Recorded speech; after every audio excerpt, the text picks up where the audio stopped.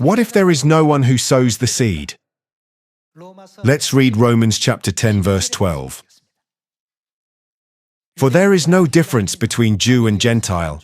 The same Lord is Lord of all, and richly blesses all who call on him. For everyone who calls on the name of the Lord will be saved. How then can they call on the one they have not believed in? And how can they believe in the one of whom they have not heard? People were surprised when they heard the news about God the Father and God the Mother.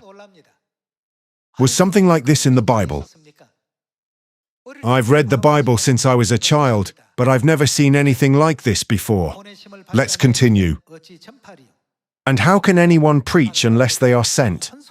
As it is written, how beautiful are the feet of those who bring good news.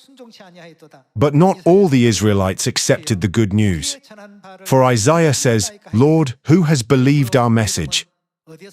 Consequently, faith comes from, where does it come from? Hearing the message, and the message is heard through the word about Christ. But I ask, did they not hear? Of course they did. Their voice has gone out. How far has it spread? Into all the earth, their words to the ends of the world. Jesus himself said to his disciples that he would rise from the dead on the third day. They, who were slow to believe, heard the words of Jesus and began to open their hearts. They had realizations.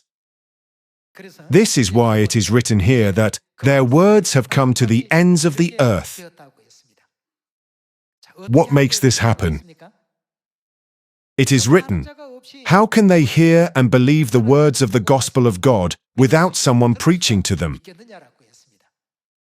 If they were to destroy the city of Jericho, how long would it take for 600,000 people with hammers to bring down the wall? However, since God was doing it, they just shouted. And in the blink of an eye, the walls fell by themselves. Therefore God said, if you preach the gospel diligently, I will help you. Let's see that scene. Let us turn to Isaiah chapter 41, verse 10. So do not fear, for I am with you. Do not be dismayed, for I am your God. I will strengthen you, and what else will God do? Help you. Since God always helps us, the gospel can be spread to Samaria and to the ends of the earth.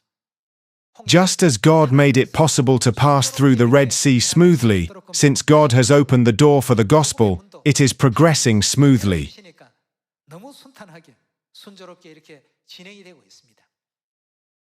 Verse 11. All who rage against you, what kind of position will they be in? Will surely be ashamed and disgraced. Those who oppose you will be as nothing and perish. Though you search for your enemies, you will not find them. Those who wage war against you will be as nothing at all.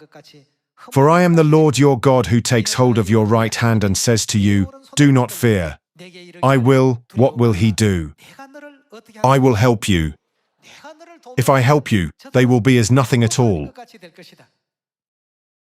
Thus, while you preach the gospel in Samaria and to the ends of the earth, you must believe that I am always with you and helping you, and carry it out with faith. You and I must carry out the role of the one who sows the seeds. We must sow all the seeds in the whole world. Where a seed is not sown, it cannot sprout by itself. Since God said, I will help you, how much and in what way will he help us? Let's see Psalm chapter 126, verse 2. Our mouths were filled with laughter, our tongues with songs of joy. Then it was said among the nations, the Lord has done great things for them. He said, he has done a great thing. The Lord has done great things for us, and we are filled with joy.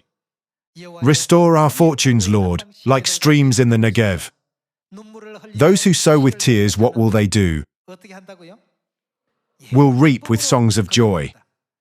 Those who go out weeping, carrying seed to sow, what will they do when they return? Will return with songs of joy, carrying sheaves with them. When they went out to sow the seeds, they knew nothing. However, since they were guided by God's helping hand, even though they went out weeping, carrying seed to sow, they returned carrying sheaves full of fruits. God helps us. Since God has allowed us to return with the sheaves of joy in this age, let's preach the gospel quickly and shine like the stars forever in heaven. Hoping this, I would like to conclude today's sermon. Thank you very much.